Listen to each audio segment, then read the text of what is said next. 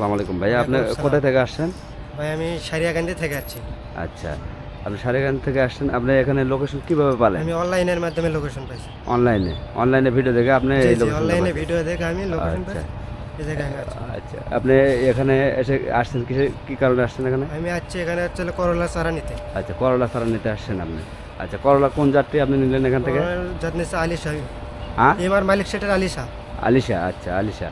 আপনি যে অনলাইনে যে চারাটা দেখছেন জি আর এখানে যে বাস্তবে এসে দেখলেন, তাতে কি আপনি মিল পাইলেন কি? জি, মিল পাইছি আমি। কেমন আসলে চারাগুলো, কেমন অনেক সুন্দর চারা, কোয়ালিটি, কেমন আছে চারা? কোয়ালিটি অনেক ভালো। গ্রিন হাউসের চারা অনেক ভালো আর কি। কোকোপিটের চারা তো মাটির চারা, কোকোপিটের চারা অনেক ভালো।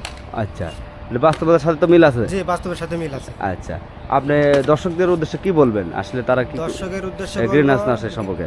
গ্রিন হাউসে মানে আগের যুগে তো ব্যবহার করতে হচ্ছে মাটি দিয়ে, জি, এখন হচ্ছে আধুনিক পদ্ধতিতে কোকোপিটের মাধ্যমে চারা তৈরি হয়, অনেক সুন্দর চারা।